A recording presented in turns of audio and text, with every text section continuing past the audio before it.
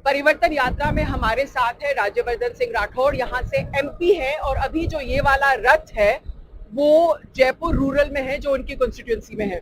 आप 2 बार यहाँ से एमपी चुन के आए हैं और अब आप यहाँ पर परिवर्तन में बहुत एक्टिव रोल ले रहे हैं। इनफैक्ट आप वो कमेटी में भी है, बहुत महत्वपूर्ण कमेटी है। तो अब आप बताइएगा, जो इसमें जो आपका मैनिफेस्टो है उसमें क्या क्या आप मुद्दे रखकर क्या तैयारियां कर रहे हैं आप, क्या लोगों की क्या मांगे हैं? आशा जी, मैनिफेस्टो तो अभी बन रहा है, इट्स इन द प्रोसेस। हम जब अपना घोषणा पत्र बनाते हैं तो जमीन का जो फीडबैक है वो उसमें बहुत महत्वपूर्ण रोल प्ले करता है। आप देखिएगा, हमारी जब भी योजनाएं बनती हैं, हमारी घोषणा पत्र होते हैं, संकल्प पत्र होते हैं, बहुत रियलिस्टिक होते हैं और हमें ये पता है कि हम जो कह रहे हैं हमें वो करना है। लोगों के मन में भी ये विश्वास होता है कि ये बीजेपी, मोदी सरकार जो कहती है वो करती है। वो हम विश्वास लोगों में जगा पाए हैं। हमने जो भी ऐसी घोषणाएं भी करी थी जिनके ऊपर जो काफी लंबे समय से चल रही थी, काफी लोग हमारा मजाक उड़ाते थे कि ये तो सिर्फ बोलने के लिए कह रहे हो। हमने 370 हटा दी, हमने राम मंदिर बनवा दिया, हम गरीबों तक गैस सिलेंडर तक पहुंचा दिया, शौचालय बनवा दिए। आज लोगों को ये विश्वास है कि ये जो पैसा भेजेंगे वो सीधे हमारे खाते में आएगा। हम जो कहते हैं वो करते हैं। दूसरी तरफ कांग्रेस के घोषणा पत्र में जो डिक्लेरेशन करा था वो नहीं हुए कई चीजें। आप पत्रकार हैं, आप ही के लिए घोषणा करी थी कि एक अधिनियम लाया जाएगा जिससे पत्रकारों को सुरक्षा दी जाएगी, वो भी नहीं हुआ। किसान फार्म वेवर, जो लोन वेवर था, वो नहीं हुआ। बेरोजगारी भत्ते के ऊपर बाद में इन्होंने शर्तें लगा दी कि आपको तो मंत्रालय में आना पड़ेगा काम करने के लिए। वो 300 रुपए दिहाड़ी के लिए पूरा तेल खर्च करके आएगा फिर जाएगा, तो लोग नहीं आ रहे। अब गैस सिलेंडर की जो बात करी, मोदी जी तो 2014 से गैस सिलेंडर दे रहे हैं, गैस कनेक्शन दे रहे हैं। गैस सिलेंडर पे 200 रुपए की सब्सिडी उन्होंने शुरू से ही दे दी और वो भी 9.5 करोड़ बीपीएल परिवारों को। ये तो मात्र इन्होंने जो रजिस्ट्रेशन करेगा उसको हम देंगे। रजिस्ट्रेशन राजस्थान में 14 लाख लोगों ने कराए और उसमें से भी कितना लेंगे? 65 लाख को तो प्रधानमंत्री मोदी जी दे चुके हैं। कहने का मतलब यह है कि इनके बोलने में, इनके करने में बहुत बड़ा अंतर रहता है। जो आपको लगता है कि जो अशोक गहलोत की, जो आप कह रहे हैं, क्योंकि आपने बताया कि क्या क्या प्रॉमिस किया है, तो अशोक गहलोत ने भी बहुत कुछ प्रॉमिस किया है समाज कल्याण योजनाओं में, और वो कह रहे हैं कि हम 8 करोड़ परिवार तक निकल जाएंगे। तो आपको लगता है कि उसका कुछ इफेक्ट नहीं होगा या होगा? क्योंकि कहीं कहीं लोगों को ये भी सुनने में आ रहा है कि वो वापस चर्चा में तो आ गए हैं। जब उन्होंने घोषणा करी थी तब वो 1 आध महीने के लिए चर्चा में रहे थे।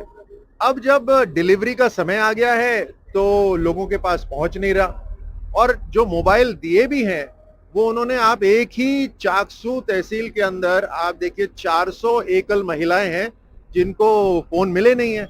इनकी सबसे पहली प्राथमिकता थी कि हम एकल महिला को देंगे। एक ही चाकसू के अंदर ही 400 महिलाओं की लिस्ट है।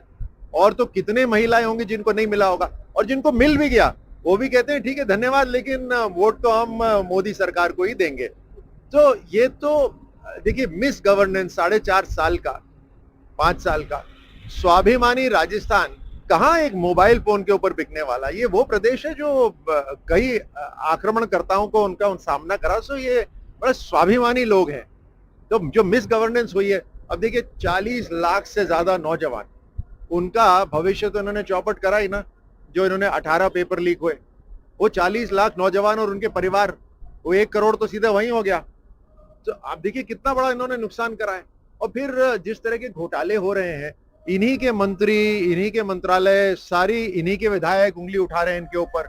अंदर ऐसी खींचतान मची हुई है कांग्रेस के अंदर कि इनका एक ही लक्ष्य है कि आप जितने विधायक हैं आप मुख्यमंत्री बन जाइए अपने क्षेत्र में। आपको जो पुलिसकर्मी, जो प्रशासन वाला चाहिए करिए, जो लूट करनी है करिए, लेकिन कुर्सी के लिए वफादारी बना के रखिए।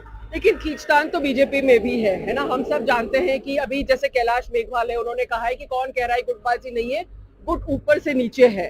और उन्होंने काफी गंभीर आरोप भी लगाए हैं कानून मंत्री पे। ठीक है, आप देखिए कि 4 साल से लगातार गुटबाजी कहाँ हो रही है, और अब चुनाव आए, चुनाव में थोड़ी बहुत खींचतान होती है। तो चलिए, कैलाश मेघवाल जी ने कुछ कहा, लेकिन हमारा अनुशासन बड़ा स्ट्रिक्ट रहता है। हमने अनुशासनहीनता को बिल्कुल बर्दाश्त नहीं करती बीजेपी। तुरंत निष्कासित कर दिया कि भाई जो मुद्दे इतने पुराने उस समय उठने चाहिए थे, अब क्यों उठा रहे हैं आप? चुनाव तो आपका कहीं ना कहीं चुनाव दिमाग में है। तो कहने का मतलब यह है कि हमारे यहाँ तो एक आध मसला अभी आया है, लेकिन इनके यहाँ तो मुख्यमंत्री के लेवल पे खींचतान चल रही है। ऊपर से नीचे तक गुट इनके बने हुए, और वो भी 4 साल से चल रहा है। उसी की वजह से तो राजस्थान पूरा बर्बाद हो गया, नहीं तो नहीं होता। चलिए चुनाव में ही खींचतान कर लेते, आप तो खींचतान चुनाव के बाद से कर रहे हैं, लगातार अगले चुनाव तक।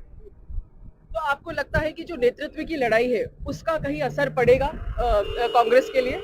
बहुत नेगेटिव असर पड़ेगा। देखिए अभी तो टिकट वितरण की, दिस इज द लल बिफोर द स्टॉर्म, तूफान आने से पहले जो सन्नाटा होता है ना, वो है कांग्रेस के अंदर। अगर अब जब टिकट वितरण पर आएंगे, अभी से घमासान होने लग गया, लात घूंसे चलने लगे। अभी तो बहुत मामूली बात हो रही है, जैसे जैसे ये टेबल के ऊपर बैठेंगे फिर देखिए क्या होता है। आपको, जैसे आपने कहा कि नेतृत्व की लड़ाई है, तो आपको लगता है यहाँ पर वसुंधरा राजे को नहीं प्रोजेक्ट करने का भी कहीं विपरीत असर तो नहीं पड़ेगा बीजेपी पे? देखिए वसुंधरा जी को पूरा का पूरा लीड रोल में प्रचार में रखा हुआ है, और अब वो हर जगह हर यात्रा में भी शामिल हुई हैं। वो हमेशा से ही साथ थी। ये बात मैं मानता हूं कि इस बार प्रधानमंत्री मोदी जी के चेहरे पे राजस्थान में चुनाव लड़ा जा रहा है। देखिए चेहरा क्या होता है, चेहरा का मतलब आप अपनी पूरी प्रणाली काम करने की, उसको अगर एक शब्द में कहना चाहें तो क्या कहेंगे? हमने मोदी चेहरा दिखा दिया। ये होता है सिंबॉलिक। परिभाषा क्या है आपके काम करने की? मोदी। ये हमारी परिभाषा है। उसके बाद आप विस्तार में पूछेंगे, हम विस्तार में बता देंगे। तो ये होता है चेहरा। तो हमारा चेहरा, हम जिस दिशा में काम करते हैं वो तो हो गया तय। अब मुझे बताइए कांग्रेस का कौन सा चेहरा है? 4.5 साल में जो यहाँ कुशासन हुआ गहलोत साहब, वो चेहरा है? या खड़गे साहब चेहरा है? राहुल गांधी चेहरा है? सोनिया गांधी? कौन चेहरा है इनका? चेहरे की परिभाषा समझिए। हम बिल्कुल क्लियर हैं। हमारी ब्रांड ऑफ पॉलिटिक्स, जो नया भारत निर्माण है, जो 25 साल का हम अमृत काल में इस राजस्थान का निर्माण करेंगे, हमारी परिभाषा बिल्कुल क्लियर है। और हम वंशवाद नहीं, हम रिपोर्ट कार्ड की राजनीति में विश्वास रखते हैं कि हर व्यक्ति, कोई भी व्यक्ति है, भारतीय जनता पार्टी का कार्यकर्ता, कोई भी प्रदेश अध्यक्ष बन सकता है, कोई भी जिला अध्यक्ष बन सकता है, कोई भी आगे बढ़ सकता है। इनके उसमें तो नहीं होता, क्योंकि ये वंशवाद पे चलते हैं, हम रिपोर्ट कार्ड पे चलते हैं कि आपने काम क्या करा, आप वो बताइए। क्या एक रणनीति ये भी हो सकती है, आप खुद सांसद हैं, पर क्या ऐसी रणनीति हो सकती है कि कुछ सांसदों को एमएलए का चुनाव लड़ाया जाए? बीजेपी अपने कार्यकर्ताओं को टिकट देती है। अब कार्यकर्ता कोई भी हो सकते हैं, तो ये ऐसा नहीं है कि इस बार साहब सांसदों को लाया जा रहा है, ऐसा कुछ नहीं है। लेकिन अगर एक आध सांसद कोई किसी को दे भी दिया जाए तो उसमें कोई अचंभे की बात भी नहीं है, और ये भी हो सकता है कि नहीं भी दिया जाए। बीजेपी, अब देखिए खेल के मैदान में अगर उतर रहे हैं तो स्ट्रैटेजी तो होगी। हम सब अपनी अपनी स्ट्रैटेजी से आएंगे। उसके अंदर कार्यकर्ताओं को वोट टिकट मिलेगा। स्ट्रैटेजी की बात करी राज्यवर्धन जी ने, सिल्वर मेडलिस्ट है ओलंपिक्स में, खुद खिलाड़ी है, शूटर है, and you always hit bulls आई। एक चीज बताइए, आपका प्रोफाइल जो है, army, you've been in operations in Kashmir, you won silver medal. I mean, you are also a great chief ministerial candidate. No, see, this is यहीं से सारी समस्या शुरू होती है। कांग्रेस ने राजस्थान को इसी कारण तो बर्बाद करा कि एक चेहरा कौन सा हो। अरे वापस मैं आता हूं इसी बात पे कि राजस्थान एक ऐसा प्रदेश है जिसने परिवारों ने बलिदान दे दिए, जो योद्धा है उन्होंने बलिदान दे दिए, जो था उसको भी छोड़ दिया। यहाँ पर जो है उसके लिए लड़ाई हो रही है, कोई छोड़ने को तैयार नहीं हो रहा, जितना मिला है उससे संतुष्ट नहीं है। बीजेपी के अंदर आपको अलग अलग जिम्मेदारी दी जाती है, और जिस तरह से सेना के अंदर अनुशासन होता है, ये आपने खेलों का जिक्र करा, आपको अगर गली में खड़ा करा है, स्लिप्स में खड़ा करा है, कवर में खड़ा करा है, आप बोले नहीं साहब मैं तो बॉलिंग करूंगा या मैं बैटिंग करूंगा, तो ये तो टीम स्पिरिट नहीं होती। जो जिम्मेदारी दी जाती है आपको वहीं, और वो जिम्मेदारी बहुत महत्वपूर्ण होती है। बीजेपी इस तरह से अनुशासित है। तो मुझे लगता है चेहरा तो जनता का होना चाहिए कि सेवा, क्योंकि जनता का चेहरा ही भूल गए। पिछले 4.5-5 साल के अंदर कांग्रेस की जो पार्टी है, अपने चेहरों की लड़ाई के अंदर जनता का चेहरा बिल्कुल भूल गई। जनता प्राथमिकता है। राजस्थान के अंदर इतनी ताकत है, इतनी क्षमता है। एक तरफ हरियाणा आगे बढ़ रहा है, दूसरी तरफ मध्य प्रदेश आगे बढ़ रहा है, गुजरात आगे बढ़ रहा है। ये राजस्थान क्यों पिछड़ा हुआ है? सिर्फ इस कारण से क्योंकि यहाँ लीडर्स जो हैं उनमें इच्छा शक्ति चाहिए, जो इच्छा शक्ति 5 साल कांग्रेस ने नहीं दिखाई, स्वार्थ की राजनीति करी, एक पूरी पीढ़ी बर्बाद हो गई। And this mind you, this is I have very strong conviction on this. देखिए मेरी उम्र के अंदर 5 साल आगे पीछे कोई फर्क नहीं पड़ता, लेकिन अगर कोई 21 साल का है ना, उसके लिए 5 साल या तो उसका जीवन बना देगा या बिगाड़ देगा। तो अभी वाली जो पीढ़ी है उसके 5 साल बर्बाद है। क्योंकि आप युवा हैं, आर्मी से भी है, मेरा लास्ट सवाल ये है कि जो हमने आर्मी में ये शुरू किया है, दिस 4 ईयर भर्ती, आपको लगता है कि it will work in your favour और अगेंस्ट योर फेवर? देखिए अग्निवीर जो है, देखिए ये भी बहुत ही एक गलत सोच है, माफ करिएगा। किस पार्टी के लिए सेना की भर्ती फायदेमंद होगी? अरे कमाल है, सेना की भर्ती देश के लिए फायदेमंद होनी चाहिए, किसी पार्टी के लिए फायदेमंद होनी चाहिए? देखिए कारगिल युद्ध के अंदर, कारगिल युद्ध के बाद में एक कमेटी बनी। उस कमेटी को भारत की सरकार ने ये आदेश दिए कि आप बड़े अध्ययन करिए, अध्ययन करके बताइए कि हमारे में कमी क्या रही, उस कमी को दूर करके हम और मजबूत सेना बन सकें, देश की रक्षा और शानदार तरीके से कर सकें। उस कमेटी ने बोला कि जो औसत उम्र है एक जवान की, वो बाकी सेनाओं से भारत की सेना की औसत उम्र बहुत ज्यादा है। 35 वर्ष एक औसत उम्र हो रही थी, जबकि बाकी सेनाओं के अंदर 25 वर्ष एवरेज एज होती है। आपको ऊंची ऊंची पहाड़ियां दौड़ के चढ़नी है, वहां धावा करना है सामने, मतलब आपको थकना नहीं है, लगातार रहे रहना है। एवरेज एज सैनिक की कम करने की बहुत जरूरत है। ये एक रिकमेंडेशन थी, तब से लेकर अभी तक इतनी सरकारें बदल गई, लेकिन किसी ने उस रिकमेंडेशन को, जो विशेषज्ञों की रिकमेंडेशन थी, उसको क्रियान्वित नहीं करा। प्रधानमंत्री मोदी जी हमेशा कहते हैं ना कि चाहे कैसा भी हो, निर्णय ऐसा हो जो भारत के लिए फायदेमंद हो, भारत के लिए फायदेमंद हो। और जब भारत के लिए फायदेमंद होगा तो हम सबके लिए फायदेमंद होगा। अब इसको अगर गहराई से आप देखें, अभी तक सेना के लिहाज से देखिए, अभी तक जो भर्ती में जाते थे, जो दौड़ में आ जाते थे, जो पास हो जाते थे, वो परमानेंट सेना में आ जाते थे। हाँ ठीक है, सेना उनको बंदा बना देती थी, सेना उनको योद्धा बना देती थी। कई सारी ऐसे संस्थान हैं जो आपको कुछ महीनों के लिए रखते हैं, फिर चयन करते हैं।